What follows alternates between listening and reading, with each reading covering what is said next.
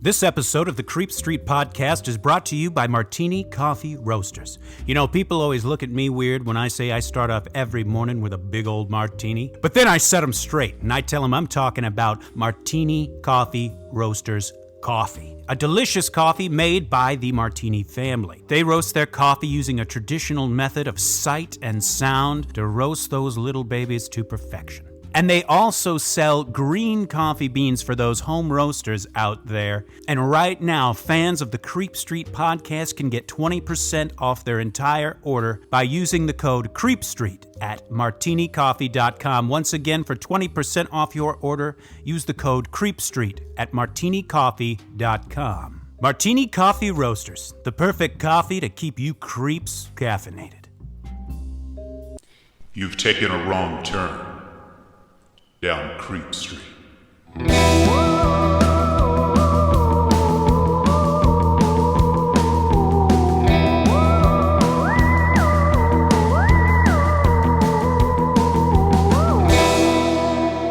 Citizens of the Milky Way, my name is Dylan Hackworth. I'm Maureen Bogey. And you have arrived at the Creep Street Podcast. Good for you.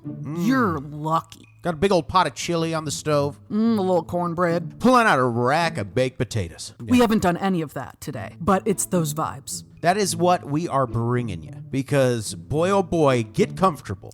Because this one is going to be kind of... It's a doozy. Woo! You can follow us on Facebook and Instagram at Creep Street Podcast, Twitter at Creep Street Pod, or shall I say X. We're also on Threads. We've got a TikTok, too. Check that out. And of course, you know by now, Creep Street is now bi-weekly. And the reason why is because we've got some big episodes coming up. This doesn't mean that we're never going to go back to once a week. Just for now, this is the best way that we can give the dopest shit. And you're going to see in the coming months, some of these episodes are some heavy hitters. Yeah, you could say that. You know what I'm saying.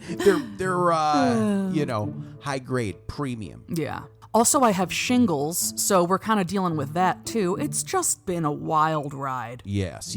So we're having fun. So essentially, we need that extra time to prepare these episodes. But that doesn't mean on those off weeks you aren't going to get anything. Every off week will be a brief meeting of the Creep Street Homeowners Association. And attendance is mandatory. Because listen, that's where you're going to get all your news, what's going on with Creep Street, what we're preparing next, what's coming the following week, what are we doing on our Patreon. We have a wonderful, dedicated, lovely group of Patreon supporters who just, we adore. And yes, we love you so much. So we'll let you know what's going on our Patreon in case you're tempted. You know what I mean? Yeah, nothing's going to change about the Patreon except positive upward change. Yes, we want to make it bigger, make it more expansive, and, of course, the book club. Yes, thank you everyone for being so patient with me with the Creep Street Book Club. It was much, much later than I thought it was going to be. And I have shingles, okay? If I do anything wrong for the rest of my life, I'm going to say that. Yeah. Even though in a week I won't have shingles anymore. Yeah. But anyway, so we're dealing with that. Oh. But anyway, thank you all so much for being so patient. But next month's book, I'm actually scared. We are going to be reading Annihilation by Jeff Vandermeer. Ooh.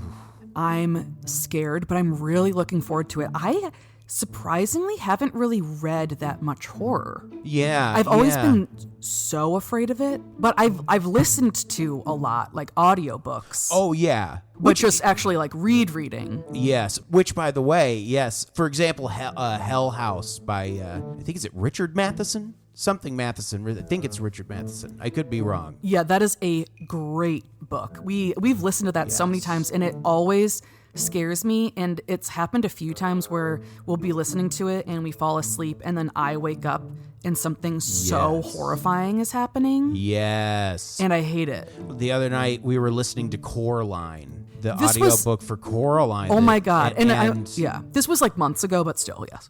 And the voices that they give the mice. Oh, I know. Oh my God. And Maureen woke up in the middle of the night to this demonic childlike voice. Oh my God. And then do you know what was happening to me at that same time? What? I was experiencing sleep paralysis. Oh my God, that's right. Yeah, I was experiencing sleep paralysis for the first time with those damn mice being horrifying. That over it is the most horrifying. Oh, it was so terrible. If you ever get the audiobook for Coraline, I believe Neil Gaiman even reads it himself. I think I think it's really cool, and the voices that, like I said, they give the mice will fucking make your skin crawl. Yeah, for sure. I just thank God that I couldn't open my eyes. Yeah, that was a blessing. That was a part of the paralysis. I could not open my eyes.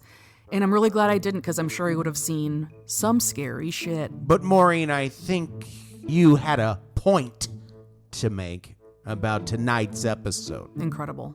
I mean, well done. That's right. Today's episode, it's going to be a little bit of a little intense. Yeah. A little spooky. Yes. A little scientific. Yeah. And I don't know what else, because we haven't recorded it yet. An abomination of science, I would say. And, of course, the real horror about today's episode is that it's people doing this to other people. This is nasty, unfortunate shit that used to be. It's very, it's upsetting. So just a little word of caution. That's right. But I know some of you dirty little freaks love that medical shit. You love body horror, a little bit of a mad scientist. Oh, you're craving it. I know. You animals. And we know you don't actually like it. It's just you're fascinated by it. We understand. We're not judging. In fact, we're providing.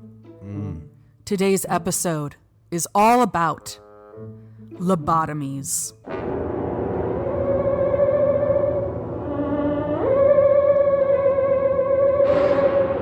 Cross my heart, hope to die. Stick a needle in your eye. Whoa. Well placed. And to that, I counter with this. I'd rather have a bottle in front of me than a frontal lobotomy. Okay. Wait, who said that? It's the guy.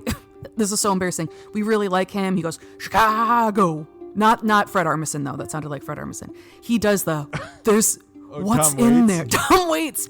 I swear to God, the only name in my head that was coming forth was Chris Watts.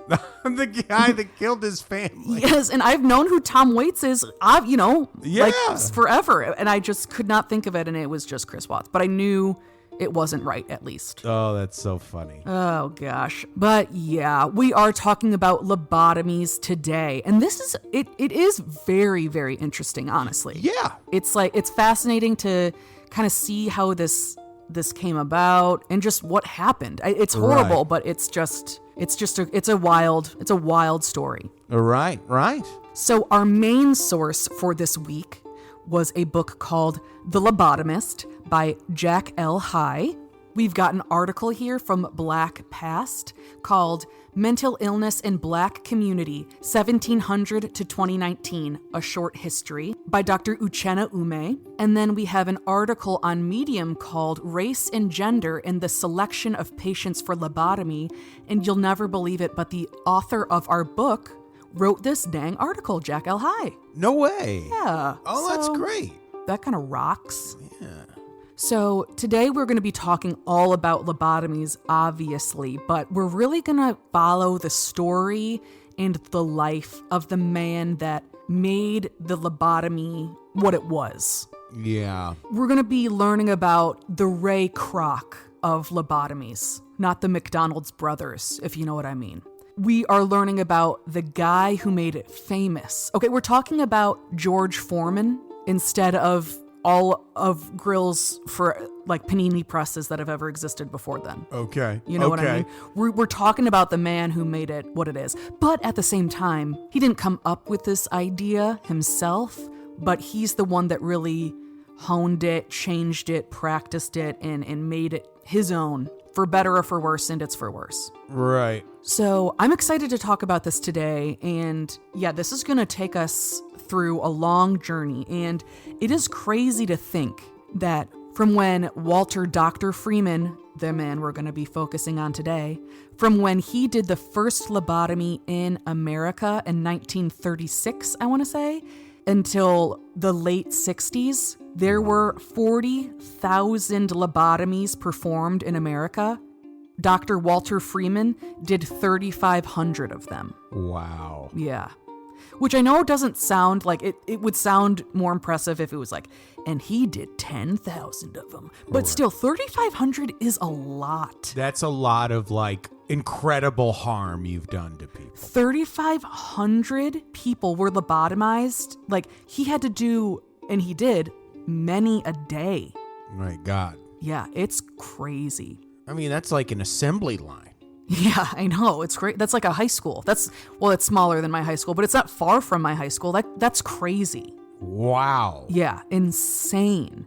And it's interesting because he is just like a classic example of like a mad scientist or like a backwards genius, you know? Right. Someone who was like, he really was very, very, very intelligent. Right. Yeah. It's hard. Yeah. I don't know what the right word is. Yeah. It's like but I wouldn't. Someone who's like an evil genius, I guess. Yeah, that's what I'm saying. It's like, but it's kind of interesting because I was thinking that too, but I was like, I don't know if I would necessarily say evil genius. Right. Because, and I guess this is true for many evil people, but not for all. He didn't think he was doing anything wrong. Right. Well, I mean, no one thinks they're the villain. Yeah. Well, I mean, some people know, but in this case, he really thought that everyone else was wrong and that he was right. And that's a tough personality trait to have as, a scientist who's doing lots of research. Wow. And the author of our book called Freeman, A Lover of Battle and Controversy. Okay, so he was a bad boy. I mean, he was a bad boy for real. Yeah. But a bad boy, Yeah. Yeah, that strut. Mm-hmm, yeah, that strut. Yeah, he was going for it. And it is odd. Well, it's not odd. I know a lot of people like this, actually, that just like to be outrageous and to just cause a whole stir and whatever. I know there are people like this, but it's just so crazy to me that sometimes those people can be intelligent doctors instead of when I've experienced it, and it's been hormonal theater kids at a cast party in 2007. Different kind of vibes. Okay. So we're going to dive in deep to the different kinds of lobotomies and how they came to be and what they really did. But just up top, I just want to give a quick description of what it is in case someone doesn't know, or just a reminder. There's a few ways that people can perform a lobotomy. Basically, the lobotomy is when a doctor or maybe even a psychiatrist who isn't a surgeon does brain surgery on you in some kind of way where essentially they remove or damage your brain, your frontal lobes. And, it's healthy tissue. It's not like they're removing dead tissue or removing a tumor or whatever. There's nothing physically wrong with the brain, and they are taking parts out or kind of just like scrambling it. Yeah. So what does a lobotomy feel like to be lobotomized? And there are an extremely wide range of different ways that people react and how people behave post a lobotomy. Oh boy. But it seems like it's these things I'm about to say in just varying degrees are kind of some big ones that you'll see here. Wait. So, how they feel after the procedure? Yes. Okay, thank God. We're not talking. They're unconscious, I assume, in the. Not always. Oh God. I know. Oh God. Yeah. Oh God. Yeah. So let's all give Maureen some love for. It's not easy reading this stuff. Yeah, I was trying to read a book written by a child who had a lobotomy. He wrote it as an adult, but yeah, I bawled about that last night. Yeah. So had to put that down. And that's why, we do serial killers, but like sometimes those are the hardest yeah things to do. And This was not easy, so I certainly love my wife and thank her for her perseverance. Thank you so much. But going back to the symptoms, if you will, of receiving a lobotomy, it usually makes people just kind of care less about things. It's like they're kind of watching their own life happen. And when things occur or whatever, they kind of more think just like, rather than trying to do anything. A lot of them lack any kind of initiative, and it also releases tension, and it does take away anxiety. And if you're like me and you just heard what I said, you're thinking that's the answer, that's the cure, I want that, because that actually does sound kind of nice. But obviously a lot of bad things come with these things, and also what I just said isn't necessarily good. It would just make you feel better. Let it be known we are in no way praising the act of lobotomy. But there are other symptoms as well. There is a lack of inhibition, which sometimes can be a good thing if it's just a little bit and it makes you feel less inhibited. Maybe obviously. you're on the dance floor. Yes. Maybe there's a food challenge at a local restaurant. Put a damn napkin in your shirt and eat as many fucking nachos as you can. There you go. But obviously having no inhibitions can really be a negative thing, like just open masturbation. Whoa, okay. Because these people that have been lobotomized often, not always, but often or most of the time, it seems like to me, that they kind of revert to this almost childlike person. Yeah. And not childlike meaning like Peter Pan, like childlike meaning like, no, you are actually behaving like a child. Some of them were just treated like a toddler for the rest of their life by their parents, just having a teddy bear. And I have a teddy bear, but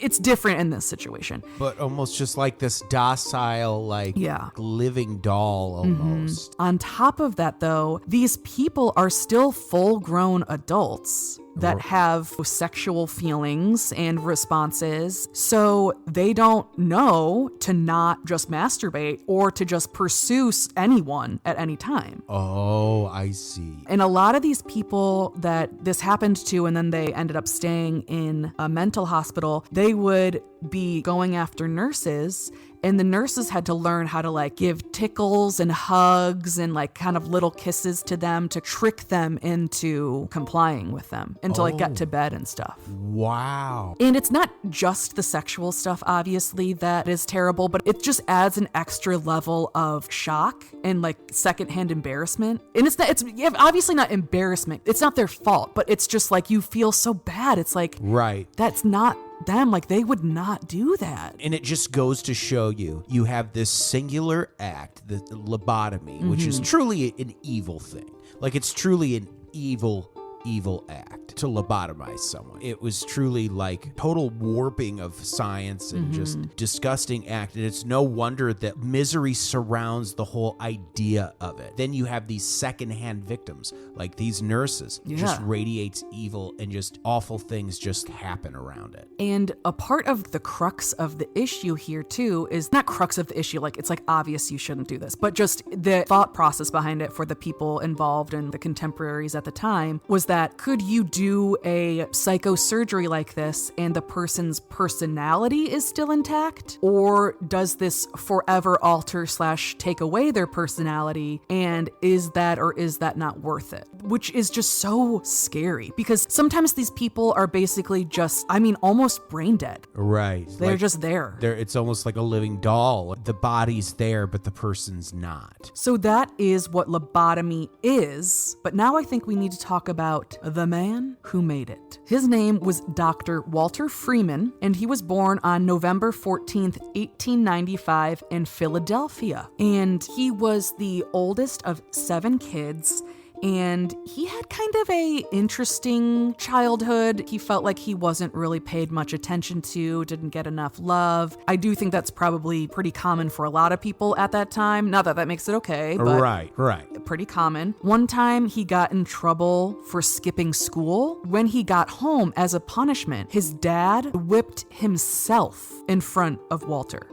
Like, look what you made me do. You're punishing their spirit, their Yeah, emotions, rather than a physical beating. It's like a spiritual beating. It's like so perverse. I know, to it's do to a it's child. very haunting. Freeman's dad and grandfather were both doctors. His dad, though, wasn't super passionate about being a doctor, but his grandfather, Grandpa Keene, he was a doctor and a scientist and a surgeon to his core. He just lived and breathed it. It was his life's work and his passion. And Freeman was very inspired by his grandfather and had a good connection with him. Now, his grandpa really was a important, prolific doctor of the era. One time he removed an 111-pound ovarian cyst from a teenager who, after the surgery, weighed 68 pounds. Wow. He also worked on various presidents and their families over the years, including Grover Cleveland, the McKinleys, the Wilsons, and the Roosevelts. In fact, he was part of the team that diagnosed FDR with polio. Wow. He was old as fuck at that point, but he was one of them. Oh Yeah. my gosh. Yeah. So this guy, this guy's been around. Yes. He was also the first American surgeon to successfully remove a primary brain tumor, and he pulled it out with his bare hand. God. And another fun fact about Freeman's family is that his grandmother was a distant cousin of Lizzie Borden, which means he was too. Wow. Oh, yeah. Isn't it just funny? It's like They all connect and relate. it's like there's this distant relation between these two hideous events. And Yeah. like, isn't that just so fascinating? It really is. And it's just like so mind blowing. Now, Freeman started college at Yale when he was just 16, and he finished when he was 20, even though he had a bunch of issues health-wise. He had typhoid. He really went through the damn ringer. And also, he had a lot of health issues as a little kid as well. After he graduated from Yale, he then went to the University of Chicago to catch up on some of his coursework that he needed, and then he went to Penn for med school. Then he did another summer at University of Chicago and one at the Mayo Clinic, but he really got into brain chemistry and psychiatry while he was at University of Chicago. So he graduated med school in 1920, and he was second in his class. All right. Okay. But our author of our source here gives us a little context.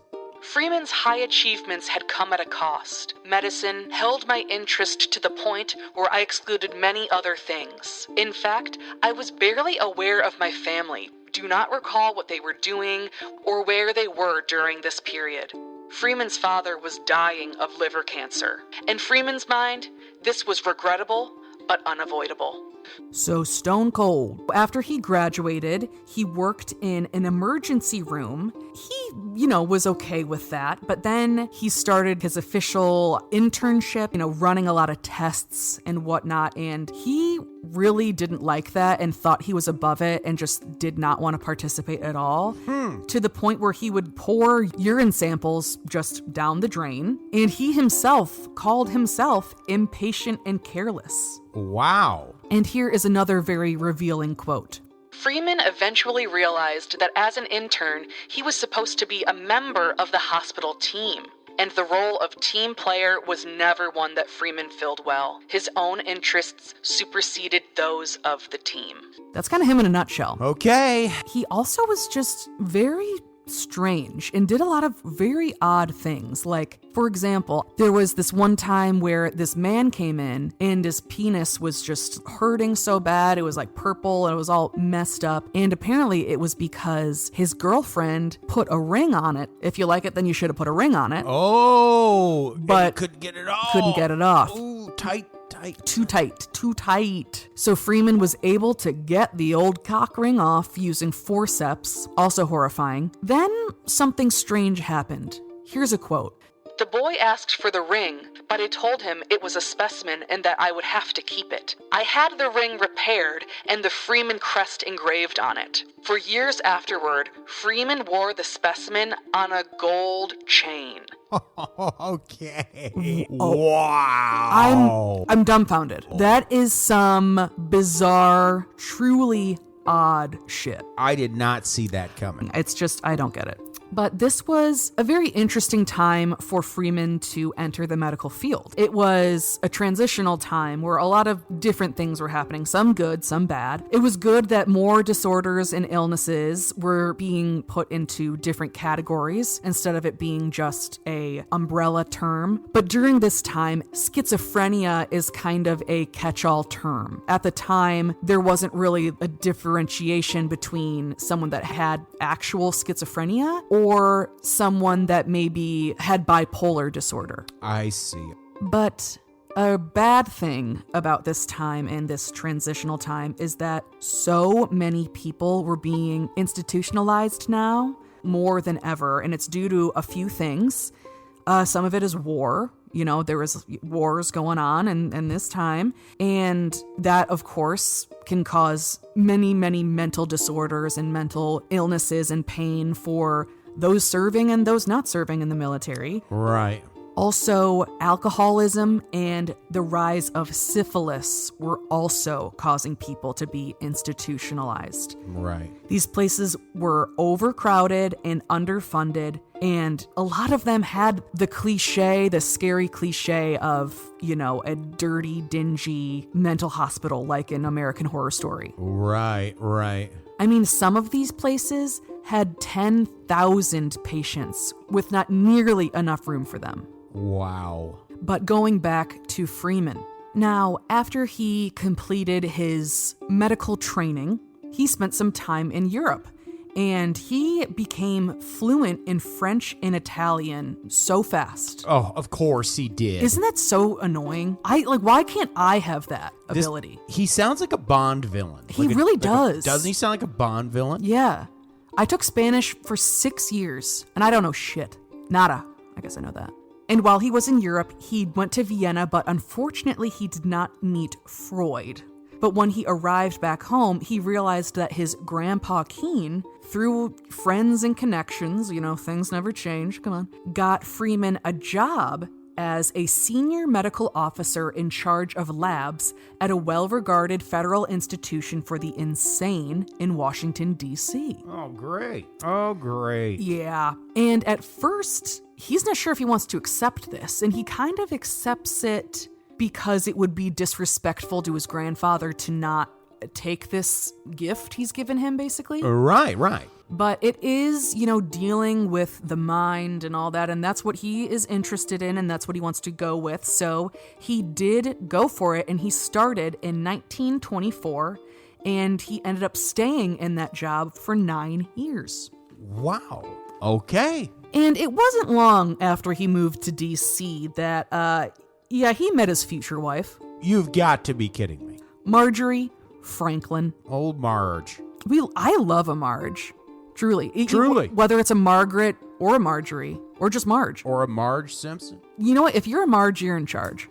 He met his wife through connections of a friend where basically he was going over to Marjorie's house I don't know if it was to meet with her brother or her dad or something. It was like a friend of a friend, you know, some medical, you know, networking bullshit. Sounds like a lot of rich folks. I think so. I think that's mainly it.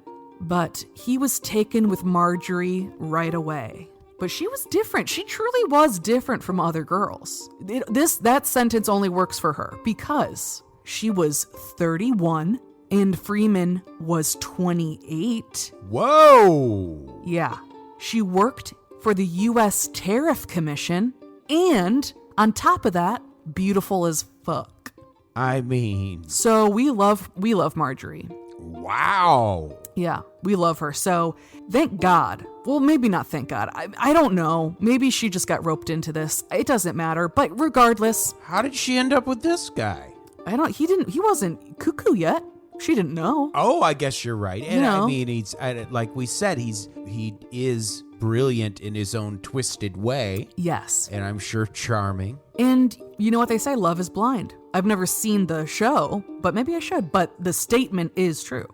So 3 months after they met each other, they got married. And in 40 months of marriage, I know that's kind of a weird way to measure it, but it makes sense here.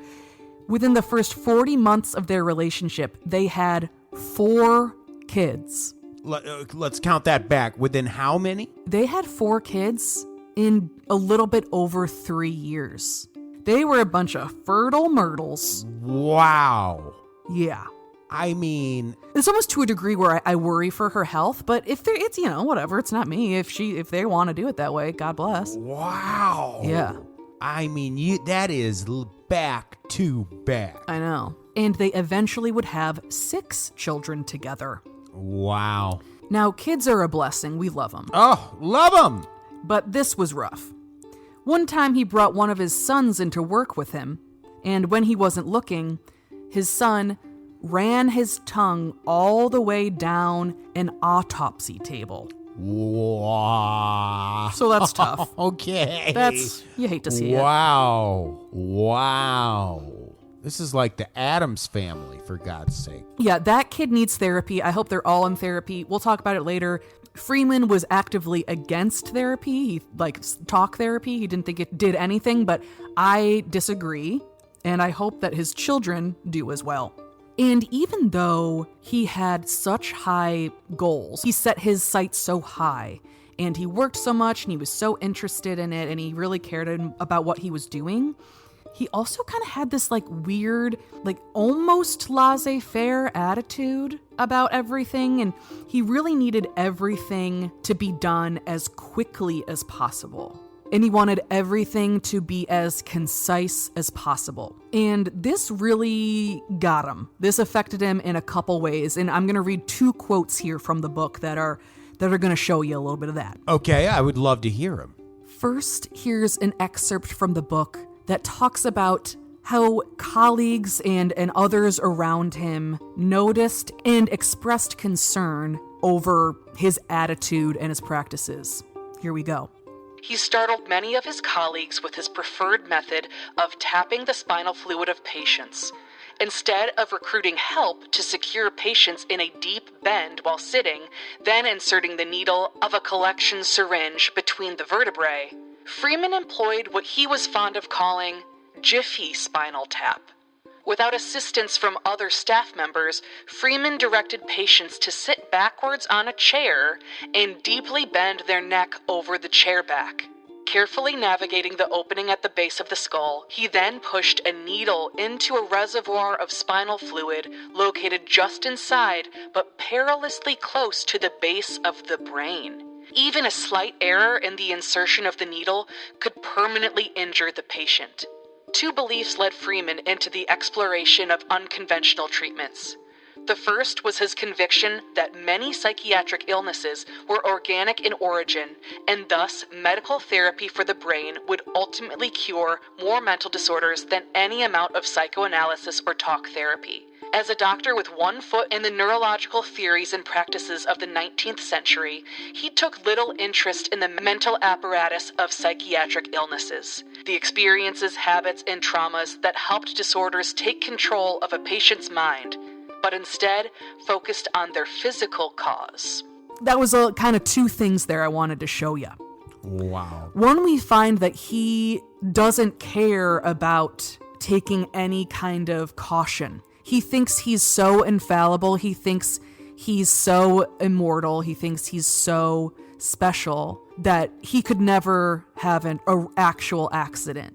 Right. And that this would never be a problem, and that other people just aren't as good as him. I mean, it's like saying the Titanic is unsinkable. I know. It's like, don't invite this in. It's Come like, on. don't tempt fate. Like, what are you doing? Right. I want to quickly talk about the first part about that quote. And the second part I think is really interesting too, and it's that he thinks that his way is the only way and can't even acknowledge any sort of success or positivity in any of these other efforts to cure or to relieve mental illness. Right. It's all or nothing. Right. But it is interesting, and that idea is cool to think of, that it would be great, and I know it does occur in some cases, and we'll talk about that at the end, but if a doctor was able to go in your head, remove a part of your brain, and then your Right. personality doesn't change, everything about you is the same except you don't have so much anxiety or you don't have Right. OCD. The idea of that is very cool and exciting. Right. On right. paper, it's like, sure. You're like, okay. Like, what? Okay. Like, I'm never going to have to feel anxious, or I'm never have to feel worried, or, okay. Like, right. Like it's implying, that your personality is the same, your wants are still the same, all of that stuff. And it's very different. Yeah. Like, okay. Yeah, sure. Right. Unfortunately, that was never really the case. And he could not accept that at all. And in some ways, I can understand his want to do things quickly and efficiently. If you think of it like, the quicker I can get this done, the quicker I can help the next person. I get that. But you have to also be realistic and know that some things need your full attention for the whole time. And I think brain surgery, that's that. That's Yeah. it. And an example of that is that years after this, he was going to give someone electroshock therapy. He injected this woman with morphine, I'm assuming to prepare for the electroshock. I don't really know. Right. And then he leaves his office, which is not in the hospital, to go to the hospital to check on some other patients. And then when he came back, she was writhing in pain and it was terrible. She had a horrible reaction. Ugh. Oh, no. And he wrote about this later, Freeman did, and how he felt, and his reaction to it is so horrible. He really only could think about how it affected himself. He never felt guilty for putting that woman through that pain and that uncertainty and that fear. Right, exactly. He cared that it embarrassed him, and he also was mad at his secretary because she not refused because she did it a lot, because this time for some reason she declined to hold the patient's legs down for electroshock therapy. You're blaming your secretary? You're right. And you're mad at her for that? Right. And you just care about that your colleagues, like you feel, you've been kind of embarrassed. It's like, no, it's more than embarrassed. Like, that's negligent and you should get your medical license taken away. Absolutely right. I wish I could say that he had the best of intentions, and he kind of did, but more so than talking about wanting to help people with mental illness through lobotomies, he wouldn't so much talk about wanting them to be happier and to live a fuller life and to no longer be in pain. And instead, he would more often talk about how he wanted to bring as many people back into the workforce as he could. He saw all of these people in mental institutions as just a complete waste of manpower. He thought that could be so much more useful to society. Truly thought that just like with a few shakes of a scramble of the brains, it's like that's going to make a city build a street faster. Well, or that will somehow like eliminate just the bad things. Right. Or like just the somehow, but there'll still be like a person who gets enthusiastic or someone who gets happy, excited or happy or determined, or it implies that those like emotions and instincts will still be there, and it's not the case at all. No. All he really cared about was getting people well enough to be able to have a job. And to a degree, I understand that can be huge for someone's mental health and their confidence and just their financial situation. But he didn't mean it that way. He just meant that it was a waste that these people couldn't contribute more to quote unquote progress or production. Oh. They weren't useful enough. Yeah, so that's not nice. Now, in addition to his work at St. Elizabeth's, he also was a lecturer / associate professor at Georgetown as well as other DC universities. He was the chair of the neurological department at George Washington University, and he also had a private practice. So yeah, this man was spread pretty thin. Wow, okay. Now, this is an extreme example, and he chose to be like this, but this just reminds me that I think it's insane, and I've probably mentioned this before on the pod, but that doctors and nurses and medical professionals, their jobs are so important, and it matters so much what they think and their thought process and everything. Right. But they have the longest hours and the most insane schedule. It's like, why would you have your surgeon be sleep deprived? I don't get it. Exactly. It's like, why are we doing this? There's no point. Anyway. Yeah, no, you're absolutely right. He also was a member of many medical societies, and he even was a chair and founded some. He became the president of the Medical Society of DC, and he worked to let non-white doctors into the society. So, I guess that's one good thing. Yeah. It's the bare minimum, but he did it. Hey, the bare bottom of the minimum. Yep. So the study of mental illness at this point was still very new. People were really still figuring it out. It was a new endeavor, a new science. Yeah. And a lot of doctors in the past thought that mental illness came from irregular blood circulation in the brain. So sometimes they would put a box on someone's head to dull their senses so that the blood would leave their brain or not be so much blood in there. Oh, wow. And sometimes they would just spin someone around really, really fast because they thought that would get the blood into the brain or out of the brain. I don't really know. In the 30s, electroshock was really going, and so was insulin shock therapy, something called bow-sending. It's when they're alternating blows to the head with submersions in water, and then hydrotherapy, which is basically forcing someone to be in extremely cold water. Okay.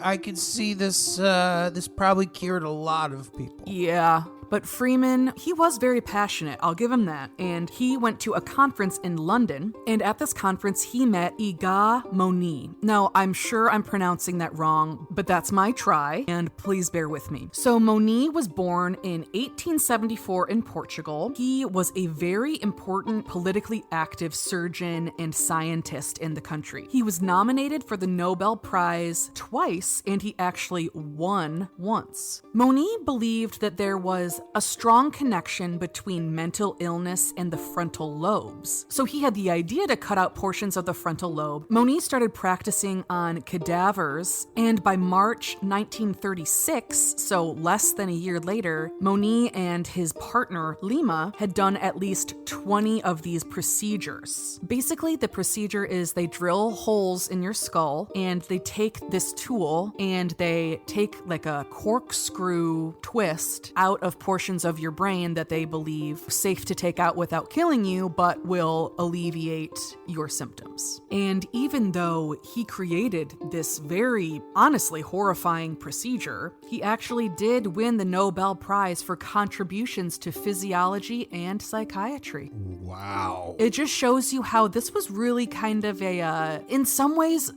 definitely more people, I would say, were against it than were for it. At this point, people had connected brain injuries with different kind of behavior.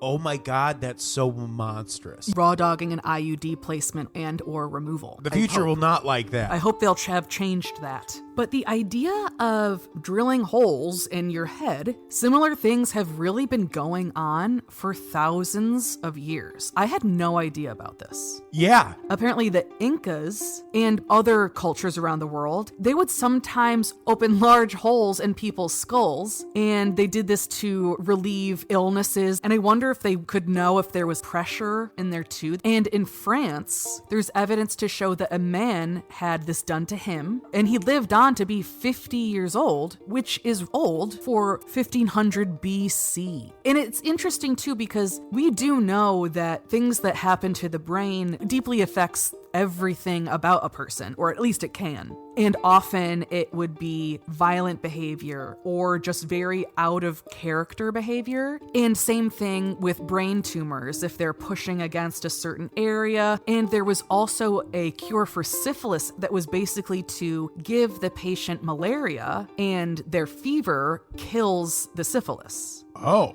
So doctors at this time did know that the actual physical brain affects a person. At this point, Freeman, he is into it. He's like, okay, I got my dude over in Portugal. I need to bring... Watts was very different, though. It's the nation's capital. It's hot as fuck. So he was like, I need a partner to really make this happen. And thankfully for him, I guess, he met James Winston Watts, who was a new member of the George Washington University team. He was a neurological specialist. Now, I will say that name. Oh, James Winston Watts. James Winston Watts? Bitch, you know he's from Virginia. Wow. Ugh. Mr. James Winston Watts. He was different, though, than Freeman. Watts had a really good rapport with his patients, and his patients really liked him. And it was obvious that Watts cared about them and wanted them to be comfortable. He was definitely the calmer, more careful one. And Freeman was the one just going balls to the wall. So Freeman and Watts finally were working together, and they both were determined to do the procedure that Moni was doing. So they began practicing on cadavers fairly often. Eventually, they were able to get their first living human patient. This patient was a woman named Alice Hammett. She was 63 years old, and she had issues with insomnia. She was very neurotic. She had mood swings, and she was suicidal. She sometimes would just pee on the floor and expose herself to the neighbors. To be fair, not long before this, her sister and brother-in-law both died in a murder-suicide, so she was going through a lot. So I will read a little bit of the description of the surgery on Alice. Yikes.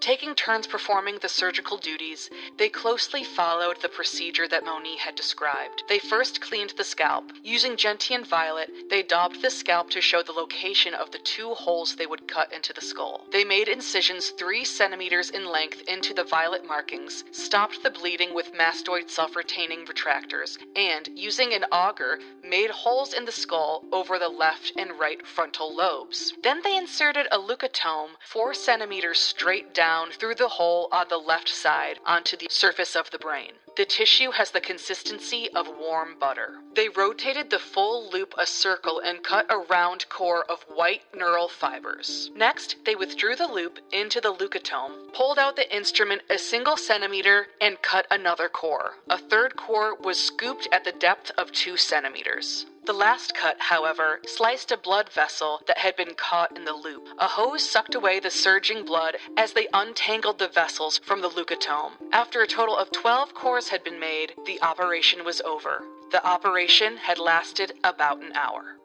Oh my God. I can see someone getting like dizzy just Yeah. And by core, they're talking about brain. Literally removing healthy brain tissue. Surprisingly, though, Alice did go on to have a happier life than she was before. I think her case was unique because she already was at least able to live at home. So since there was any improvement at all, it made her more able to maybe engage with society and things like that. But also we'll see that it's kind of a guessing game. Some people can come out of it and get somewhat good results. Some people can get great results. Some people die. So there were some people that came out of it actually the ideal, what the intention of it was. Yeah. Wow. Yeah. That almost makes it creepier. I know. It's not completely random. Like, it's best if they fit certain categories, but sometimes it's just really works on a patient, and then sometimes it really doesn't, and there's often not really an explanation. That is so weird. Freeman and Watts decided that lobotomy was a more accurate term than leucotomy. He presented the cases of their first 6 patients at a conference in Baltimore, and this is what happened. He showed his before and after photographs, photographic portraits of patients, and speculated on the emotional states manifest in their expressions. We are able to say with Moni that no patient has died and none has been made worse, Freeman told the audience. All of our patients have returned home, and some of them are no longer in need of nursing care. All of them are more comfortable, having been relieved of certain symptoms that previously had been very troublesome. It is as if the sting of the psychosis had been drawn, but he carefully avoided asserting that he had cured anyone. A relief of symptoms, anxiety, worry, apprehension, nervous tension, and insomnia was the most he claimed.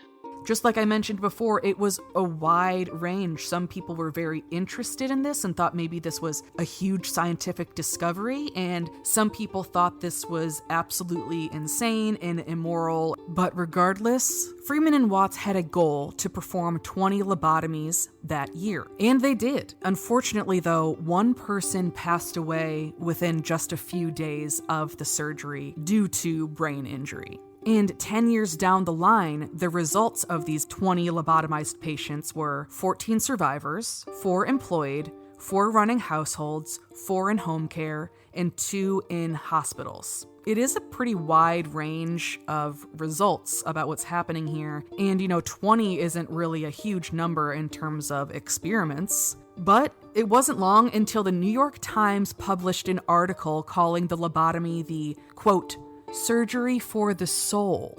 Now, here's a little tidbit. Maybe some of you have noticed, but he's actually not a surgeon. Freeman has no surgical training. Frowned upon is not enough. I mean, it's not allowed. And it really upset people when they found out that this had happened. Watts said of him, I had a feeling that he wanted to be a neurosurgeon himself, and he enjoyed being referred to by patients and in the press as a neurosurgeon. That's kind of strange that he's so obsessed with being a surgeon. Wow. But didn't become a surgeon. He just needs to be able to be the smartest person in the room. This guy could have also been a cult leader. Oh, for sure. One time, Watts was out sick, so Freeman just did it by himself. He conducted the entire surgery by himself, and he's not a neurosurgeon. Someone saw this happening and reported it, but he never did. And he never would even really acknowledge that he was doing something wrong and that he was not prepared to conduct brain surgery. He couldn't, understand why someone would think that he couldn't do it. Of course he could do it. Pure insanity. Now, the first 40 lobotomies. 3 people had convulsive seizures, 4 people died, but 2 were probably unrelated. 5 were institutionalized, and 1 paralyzed by the 2 doctors by mistake. Those aren't really great numbers. No, not. If you have done a surgery on 40 people and 2 of them are dead, I'm not getting that surgery. They also had noticed some rough symptoms of some people that were getting a lobotomy. This is what they found. Quote, found that inertia, incontinence, and other indication of severe damage to the frontal lobe were enduring residuals. Incontinence. I mean, come on. Oh, okay, come on. Come on. This is really fucking scary. Quote, the bizarre China doll phenomenon sometimes occurred in these patients, noted the psychosurgery historian David Schutz. Freeman and Watts would urge the supine, quote, doll to open his or her eyes, but the inert patient would remain tight-lidded. When the patient was moved into a sitting position, the eyes opened. When the patient was laid down again, they would close. These patients often went home without yet recovering spontaneous movement, and they required intensive care. Like I said, like dolls, like human dolls. It's so scary. And you know what's crazy is that I think that Freeman would have considered that a success because she wasn't in a mental institution. Oh my gosh. It's so chilling. I don't really understand why. I'm sure there's a reason, but I might have missed it. They decided that they wanted to start performing this surgery on awake patients. What? Yes, they didn't want them to be knocked out. I don't really know why. I'm sure I do know why. It's because they wanted to talk to them while it's happening to see, to get the, results of what's happening. No. And I mean, that still happens today. Oh, yeah, but for sure. This was, this is kind of different. It's different, right. And here's a little excerpt of what that could be like. Fully cognizant of their surroundings, these patients watched themselves being strapped to the operating table, shaved, and covered with sterile draping. The third set of cuts usually produced the first noticeable changes. Tension diminished, and, quote, sometimes the replies indicate lack of self-consciousness, even to the point of being witty. When Freeman once asked after the third stage of the lobotomy, "What's going through your mind?" the reply, after a pregnant silence from the man on the operating table, was, "A knife." Hey, that's pretty good. Wow. Freeman and Watts were finally allowed to perform these surgeries on patients at St. Elizabeth's, the mental hospital that Freeman worked at. This is what was going through his mind when he was able to operate on patients at St. Elizabeth's. Some of the most difficult, disturbed, and destructive cases are at the institution. I have hungered for the material there. The material.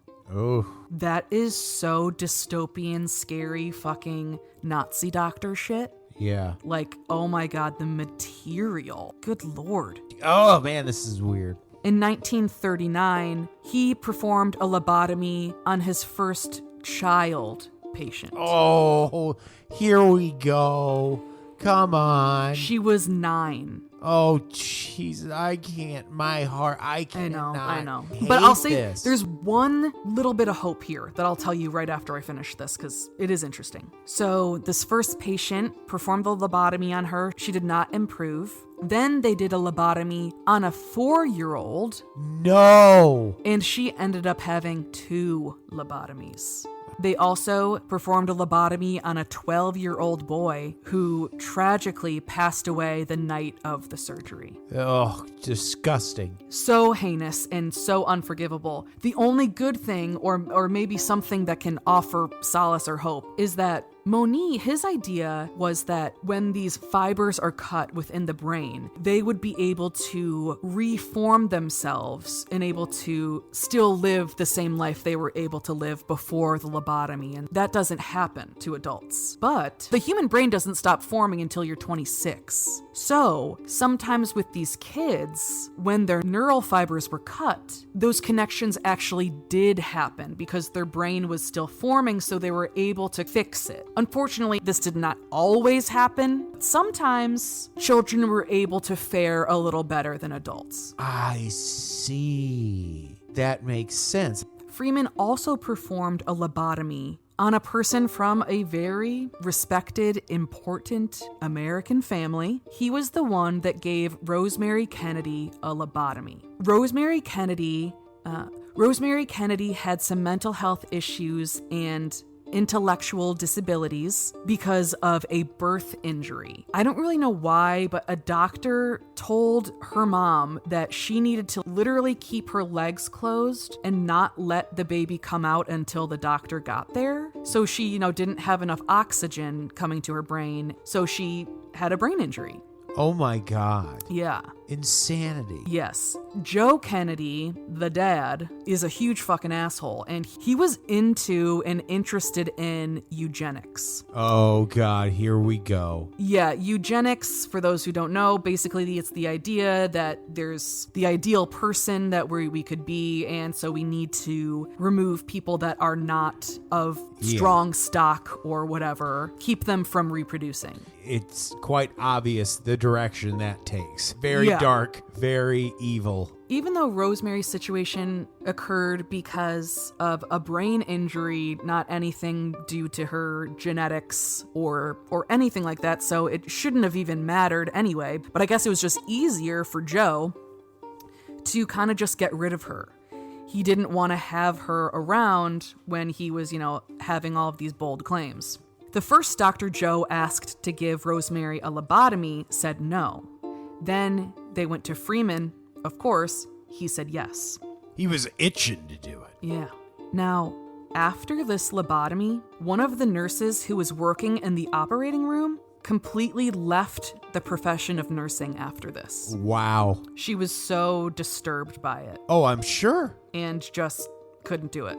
Oh. She could speak no more than just a few words at a time. She had to learn how to walk again. She could not live independently. And Joe hid her away at this convent, I believe, in Wisconsin, not near family at all. Wow. And no one visited her because no one knew where she was. Awful. Finally, our boy, JFK, John Fitzgerald Kennedy, in 1958, he found her and he visited her. And in 1963, he signed in the first legislation to benefit people with mental illness and intellectual disabilities. And his sister Eunice, who obviously is also Rosemary's sister, started the Special Olympics. Wow. So you gotta give it up for JFK and Eunice for that. Very, very cool. Yeah. But by 1948, it was estimated that state institutions were 50% past capacity. And at this time, Freeman kind of changed his mind a little bit. He and Watts used to be on the same page saying that lobotomies needed to be a last resort if nothing else was working and they just needed something and they were desperate. Instead, Freeman was saying that it should be a starting point, that we should go for lobotomy first, and if that doesn't work, then try other things. And interestingly enough, there was a doctor in Italy who had started to be able to contact the brain to perform, not the lobotomy, but the leucotomy. There's, minor differences, but the way that he was able to do it was he got to the brain through the eye socket. Oh. So Freeman started practicing on cadavers, but he was very frustrated because all of the medical tools that he had would not work or they would break inside of the head. So he just used literally just the ice pick from his kitchen to do this. Oh my God. Oh my God. That was just in his house. Oh my God. Talk about DIY. Oh yeah. It was eventually called the transorbital lobotomy, and here's just a quick description of kind of how that worked. Transorbital lobotomy consists of knocking them out with a shock, and while they are under the, quote, anesthetic, thrusting an ice pick up between the eyeball and the eyelid through the roof of the orbital, actually into the frontal lobe of the brain, and making a lateral cut by swinging the thing from side to side, he noted. He acknowledged to his son that the procedure was definitely a disagreeable thing to watch. Many times Freeman paused in the descriptions of the transorbital lobotomy in order to relate the distinctive sensation of the orbital bone giving way, which was often accompanied by an audible crack. Oh. Awful. Yeah. Oh God, that just hurts. Yeah, it's a lot. And they also, if you might have picked up on it, they knocked them out using electroshock therapy. Oh, of course. Yeah, there you go. So they even got that on top of it. A nice touch. And for some reason, I know his reasoning, partially at least, I don't get it actually. I really don't. Freeman was so against doing things like sterile and stuff. He was so against wearing a mask, wearing a gown, wearing gloves, oh boy.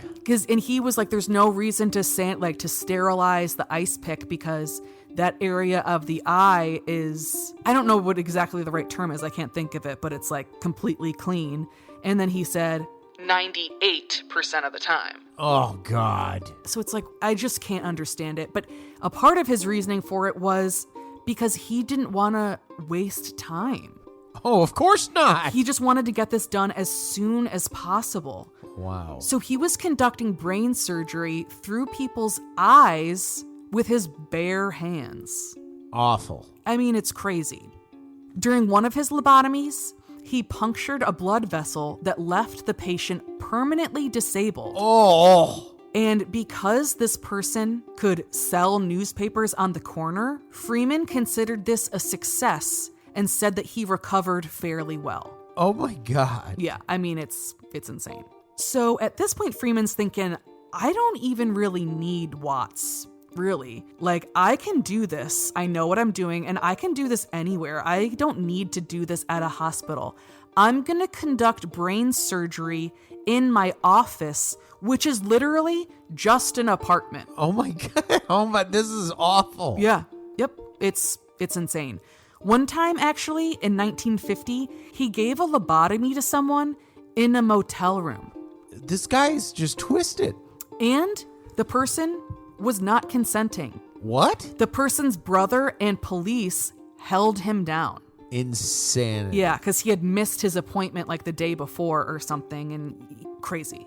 Watts obviously thought this was a terrible idea and thought that really the transorbital lobotomy was just dangerous in general, no matter where you do it. And he also strongly believed, rightfully so, that these procedures need to be conducted in a hospital with a neurosurgeon present and conducting the surgery. Yeah. It makes no sense to be performing surgery at a place where there's no other medical treatment. Right, exactly. And eventually Watts and Freeman kind of parted ways. They were, on good terms. They were very cordial and nice to each other when they saw each other, at events and conferences and outings, but they kind of went their separate ways because of this. But to replace Watts, Freeman found Jonathan Williams, and he was more kind of just like down to play. Okay. He was All just right. to kind of down to just do whatever Freeman said. And, I don't know if he was aware that Freeman was kind of want to take the whole thing himself, but who knows? But then a truly horrible tragedy happened to Freeman. He quite literally watched his young son, I think he was 9, fall off of a cliff and die in Yosemite National Park in 1944. Oh my God. Yeah, he fell into this river, I guess, and it just took him down over the edge, and he fell, and it was really someone went in to save him, and unfortunately he passed away as well. Oh, even the person who went in to save him? Yeah. Oh my gosh. And Freeman had a lot of guilt because he didn't jump in to save him. He kind of froze, and he feels like if he had done it, he maybe could have saved him. And so, yeah, that is very tragic, obviously. Wow. And yeah, I mean, just truly horrible. No one deserves that. But after his son's death, he committed to his work even more. And he already was so insanely committed, but now it was crazy. He really only came home late to eat dinner, do more work, and then go to bed for a few hours. Marjorie thought at this point that he didn't even love her anymore. He said he did, but now, and probably earlier than this point too, he was having affairs. What? I don't even know when. How does he have the time? Right. What is that about? And also, it's just so... It's what's going on? This man is so weird. Right. Now he really wants to spread the transorbital lobotomy around the country, maybe even the world. He thought that it would be appropriate, acceptable, and that it would suffice to just train someone for a few hours on a cadaver, and then any type of doctor, even a dermatologist, no hate to dermatologists, that just doesn't have to do with brains, Right. can perform brain surgery outside of a hospital with their bare hands. Oh. There was a Swedish surgeon at this time named Gösta Rylander, and he also was a friend of Freeman's, but Rylander said that his patients who received a lobotomy ended up with a lower IQ, but Freeman challenged this and said that it really was only a minor drop, and he said that people that started with a lower IQ would leave with a higher IQ. I don't think he even has any evidence of this. Yeah. It's so weird. That is so strange. And I think there's a really good quote here in the book that ties together kind of my feelings pretty well on this topic and just my concern about it. I mean, there's a lot of concerns and feelings, obviously, but I think this sums it up pretty well and asks a valid question. Yeah, let's hear it. Nolan Lewis, a psychiatrist who directed the New York State Psychiatric Institute, questioned whether lobotomy most benefited caregivers or patients. Is the quieting of the patient a cure? He asked. Perhaps all it accomplishes is to make things more convenient for the people who have to nurse them. I think it should be stopped before we dement too large a section of the population.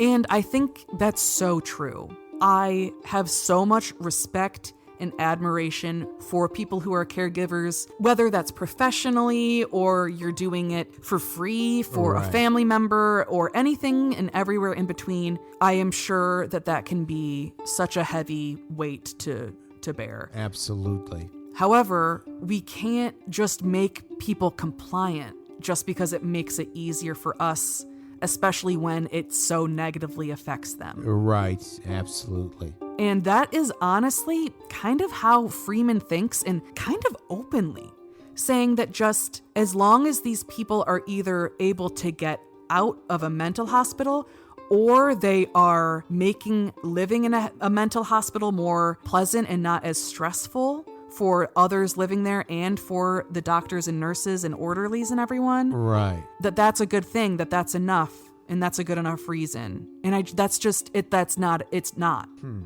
And psychosurgery at the time was not limited to just these lobotomies. There were other neurosurgeons that were also doing very weird kind of experimental stuff, using freezing, burning, even radioactive and ultrasonic waves. There were, different rods, cutters, paper knives, all sorts of things. Tried to do all sorts of things to make things better. And Watts said, very interestingly, "We claimed ours was the best, but it's hard to know." And it's so true. It's all about, the perspective. And it's, some people may think that lobotomy was the best, but maybe it's just as bad as those other fucking weird things that people were doing. Just unbelievable stuff. An episode in its own would be going back and doing like the weird medical treatments. Oh, we should totally do that. Like absolutely, that should be a Creep Street episode. Oh, for sure. We'll do it. In fact, Freeman was so upfront about it that he said, "To the hard-pressed hospital superintendent, an offer by Freeman to visit and demonstrate transorbital lobotomy seemed a godsend," wrote Elliot Valenstein. "In addition to the possible benefits to patients, a visit by a man of his prominence was a welcome relief from the dreary routine of the most stale hospitals. Furthermore, an enterprising superintendent could publicize Freeman's visit and possibly parlay it into increased appropriations for his hospital." So at this point, Freeman is completely doing this by himself. No actual neurosurgeon. Right. He really just kind of looped around the rules and was able to do this. Right. There were a lot of, neurosurgeons and neurologists that did not like that he was doing this, but he was able to get away with it for a long time. So he went all over to show people and teach others about lobotomies, and it was truly spreading across the country.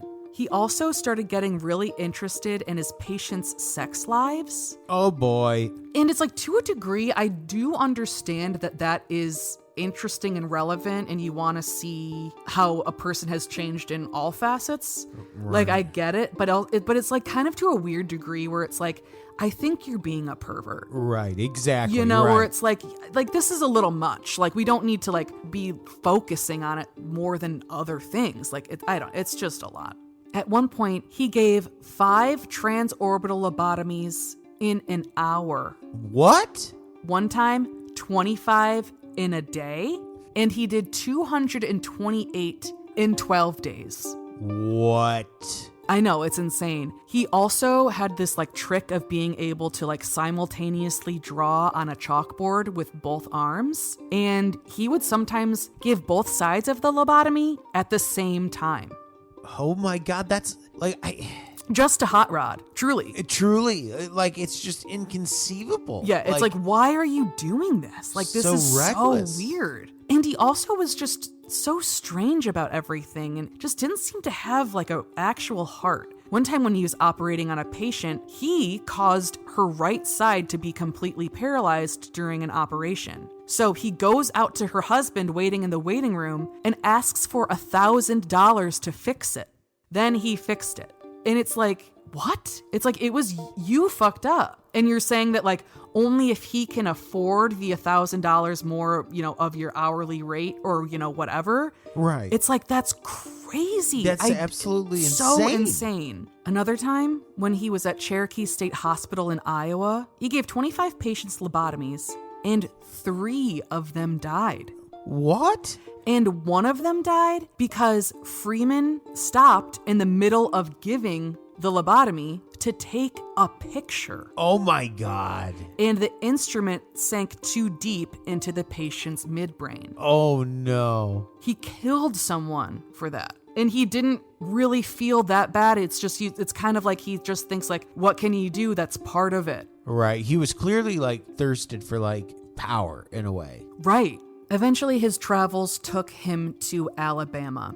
And this is a very upsetting, tragic type of story that so horribly has been going on for a long time. Right. And he went to a segregated hospital for Black people. And this hospital, just a few years earlier, was, caught. It seems like not much punishment came from it, but they were caught experimenting on Black men by not giving them syphilis treatment. Just by letting them get worse and worse, even though they know what's wrong with them and they could help them. Right. And it's very strange because at this time, no other physician in Alabama or white physician in Alabama would operate on a Black patient. And Freeman volunteered to do it, and he did it without charge. And it's like, okay, I'm glad you'll operate on Black people, kind of. You're like, but also, I wish you didn't. Like, right. Very kind of odd. And same thing where he like wanted to bring other, people of other races into those societies and stuff, where it's like some things you kind of get, and then other things it's like it's crazy. Yeah, creepy. Too creepy. But before he could really get going, the VA, the Veterans Administration, banned the use of transorbital lobotomy in this area of Alabama. Uh-oh. So this brings up a very sad and interesting and compelling case and situation and story where, and I am not a scholar or an expert on this, of course, but as far as I know, a lot of Black people in history, at least in American history, were at first thought that they couldn't have mental illness because they weren't a real full person. A lot of white people felt like Black people weren't even capable of being mentally ill, like an animal. Right. But then after the Civil War, things kind of then switched in the other way, where they started saying that Black people are like, riddled with mental illnesses everywhere. Right. And at the same time, this also is when eugenics, once again, is coming up. And the percentage of Black people who were involuntarily sterilized is incredibly high. Yes. And it's so disturbing. It's awful. Absolutely awful. And of course, what was happening in Alabama then was terrible, as well as everything that we've been talking about was terrible. But also in West Virginia, it was terrible. And we've mentioned this before. We talked about this during our Mothman podcast and our High Strangeness in Appalachia episode. West Virginia per capita had the highest numbers of lobotomies in the nation. Wow. And I don't really know why. It's because they want to suppress them and they want to make them seem dumb. I agree. And also, to sterilize them. I agree, yeah. It's so frightening. But thankfully, in March of 1954, chlorpromazine, aka Thorazine, was approved by the FDA. And it was/is an antipsychotic. And some people even referred to it as a chemical lobotomy. It wasn't, like burning the brain away, but just had similar effects where it was able to help people without doing invasive major surgery, even if Freeman doesn't think it is. Right. And with the introduction of Thorazine, other mental illness drugs started coming out as well, and more people were able to be treated and helped with this medication, and doctors were able to see the differences in who people were and what their issues really were and how they really could help them. Right. Also, talk therapy and psychoanalysis is really going up at this point too, thankfully. Right. I'm all about therapy. It's the best. You just got to do it. I mean, it sucks sometimes, but it's in a good way. I highly, if you are able, I recommend that you do.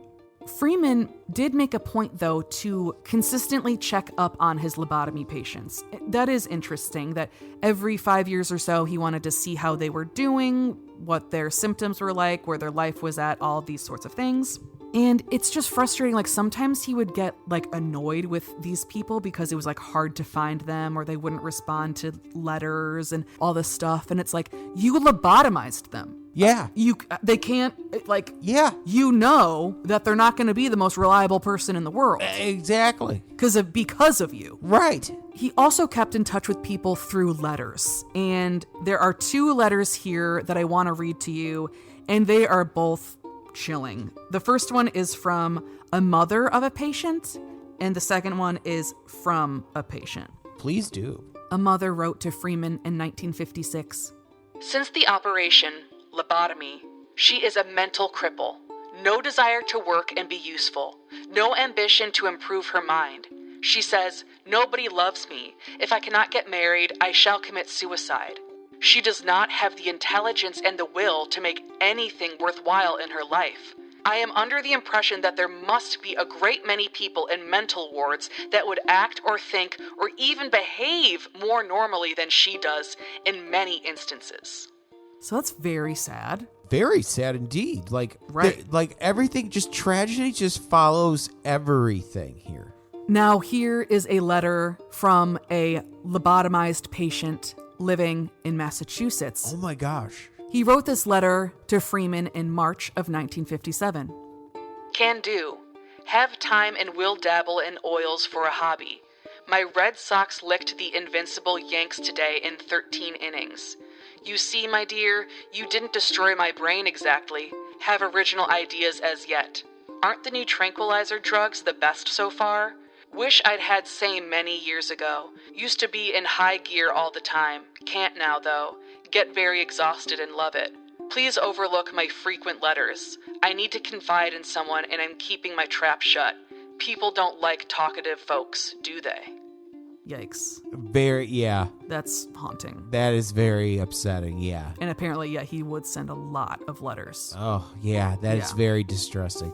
And I think it's also worth noting that Freeman was one of these people that did believe that women could/should be lobotomized more often than men. Oh. And, you know, this comes from a long history of not believing women's illnesses of any kind, whether that be mental or physical, not doing research into women's health, and also thinking of women as being more hysterical and there's more effort to deal with them. So they want to subdue them and make them more docile or cooperative. Right, yeah. Between the 1940s and 1954, at least, I would not be surprised if this continued a little bit past it, but men outnumbered women in state hospitals.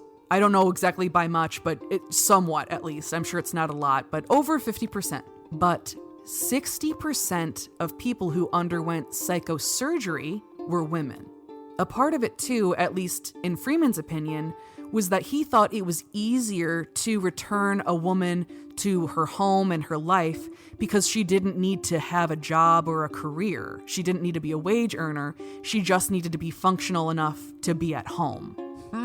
Which, I mean, I guess unfortunately is true of the time period in a lot of ways. But it's also just kind of a freaky, cheap way to forgive yourself or absolve yourself or to make yourself feel like it's okay that you are performing more of these brain-altering surgeries on women than men. Right. Now, at this point, Freeman is getting older and things are not the same as they used to be. People's opinions and ideas of psychosurgery and the field of mental health in general, people started having different opinions. The following happened at one of these hospitals Freeman visited to teach the lobotomy. That year, during a transorbital lobotomy at the hospital, an orderly who witnessed the surgery had fainted. I had the impression that Dr. Freeman was acting somewhat like a lobotomized patient himself, withdrawn from his emotions, the orderly recalled. I could see it. I could see it too. Yeah, I'm not surprised. And this is when things started to really, really change. And he just couldn't keep up.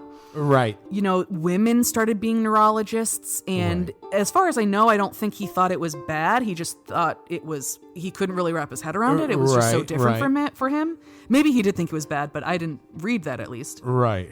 And even though things were changing, he couldn't keep up with the new techniques, the new ideas, and he still stood by so firmly, not only by all of his literature and work performing lobotomies, but he also firmly stood by giving children lobotomies. The greatest sin of all, truly. Yeah, truly. He would not admit that any of that was wrong, and he stood by that it was the right thing to do. Wow. He was officially banned from performing surgery in 1967. Very sadly, another one of his sons suddenly passed away from cancer. He continued to do some talks at colleges, but it was really declining. Sadly, too, in April of 1970, Marjorie passed away. And for a large portion of her life, especially after their son's tragic accident in Yosemite, she had been extremely unhappy and an alcoholic. It really took over her life and killed her. Ugh, that's awful. Soon thereafter, he knew his health was rapidly declining. So one of the last things he ever did was finish a paper about the sex lives of his lobotomy patients. Oh, God.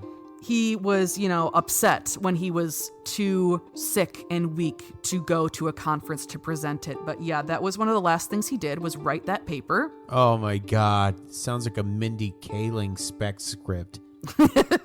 Mindy Kaling's wonderful. I'm just kidding. And on May 31st, 1972, Walter Freeman died at the age of 76 in San Francisco, California, from complications from cancer. And with Freeman's death, the lobotomy fully died in a way. Technically, they still do happen. Wow. Kind of. But there's a lot of different laws and procedures around it. Because the way lobotomies were done before actually went against the Nuremberg Code that was created at the Nuremberg trials that states that it does not meet the standards and it is against the code to do medical experimentation on human subjects. Wow. So now the patient must be fully informed and able to consent and consenting, and the procedure is much more refined now, and it's much more deliberate, and the cuts, they know the cuts and the nerves that they're doing, and it's not as experimental at all. Wow. Electroshock therapy is still happening as well, but once again, very different than how you would see it in shows, how it used to be. Now it happens for a fraction of a second, and it's very precise. And there are other psychosurgeries that are being performed today, kind of like lobotomies and electroshock. And it sounds like some of it is being used to treat OCD as well as other mental illnesses. And I hope maybe it's going towards, at least in some ways, it could go towards this kind of the ideal we were talking about before, where you could get a surgery and just the surgery would take care of so much of your mental health issues. Absolutely. That's incredible. So I think in some ways it's still happening and they're going for it, but it's completely different. It's no longer just trying to get as many lobotomies done as possible. But Walter Freeman is one of the most fascinating and horrifying people that I think we've covered. He did not for 1 second think that he was doing anything wrong. Absolutely not. Even when one of the surgeries killed a child. I know, it's disgusting. It takes like a lack of like a soul almost. Yeah. Right. It's like it's interesting because I don't think he was a sociopath, but like he was compartmentalizing everything, and in his work he kind of was a sociopath. I don't know, very bizarre, but that's going to wrap us up for lobotomies. Maureen, that was incredible. I hope you all enjoyed it. It is very fascinating. I'm glad I learned about it, but yeah, it's pretty intense. A powerhouse of an episode. Thank you, Maureen. Of course. And I'll tell you what. Huh. I got a list of names I hope never get lobotomies. That's so nice of you. Folks, the names of our top-tier Patreon subscribers, of course, the Dream James Watkins, the Finnish Face Via Lundqvist, the Madman Marcus Hall, the Vivacious Vicky McHugh, the Tenacious Teresa Hackworth, the Heartbreak Kid, Chris Hackworth, the oh-so-suave Sean Richardson, the British Bonebreaker, Bex Martin, the Notorious Nicholas Barker, the Terrifying Taylor Lashmet, the Count of Cool Cameron Corliss, the Archduke of Attitude Adam Archer, the Sinister Sam Kiker, the Nightmare of New Zealand Noeline Vivilli, the Loathsome Johnny Love, the Carnivorous Kevin Bogey, the Killer Stud Carl Staub, the Firestarter Heather Carter, the Conqueror Christopher Damian Damaris, the Awfully Awesome Annie, the Murderous Maggie Leach, the Sir of Sexy Sam Hackworth, the Evil Elizabeth Riley, Lauren Hellfire Hernandez Lopez, the Maniacal Laura Maynard, the Vicious Karen Van Buren, the Arch Nemesis Aaron Bird, the Sadistic Sergio Castillo, the Rapscallion Ryan Crum, the Beast Benjamin Huang, the Devilish Chris Doucette, the Psycho Sam, the Electric Emily Zhang, the Renegade Corey Ramos, the Crazed Carlos, the Antagonist Andrew Park, the Monstrous Michaela Schur, the Witchy Wonder J.P. Weimer, the Freaky Ben Forsyth, the Barbaric Andrew Barry, the Mysterious Marcella, and the Hellacious Cale Hoffman. Wow, it really just hit me. That's a lot of people. It is a lot of dang dirty people. Oh, yeah, and we love you all so much. Thank you. Just endless thanks to our top tier Patreon subscribers. We love you all so much. Thank you to all of our Patreon subscribers, all tiers. Thank you to all of you for listening. We love you so much. You're the best. Please remember that we are compiling stories for our Listener Stories episode. Yes, get those in. Get them in. We want your stories, your experience with a ghost, your connection to a true crime case. Was your cousin in an MLM? We want to hear about it. Let's hear it. Send them in, folks. And of course, if you want more, just head on over to patreon.com/creepstreetpodcast for more goodies. Please like, rate, subscribe, follow, tell your friends about us, download it on multiple players, and play it on a loop 24/7. That's right. And we all rise to our feet when I say, citizens of the Milky Way, my name is Dylan Hackworth. I'm Maureen Bogey. Good night and goodbye. Bye.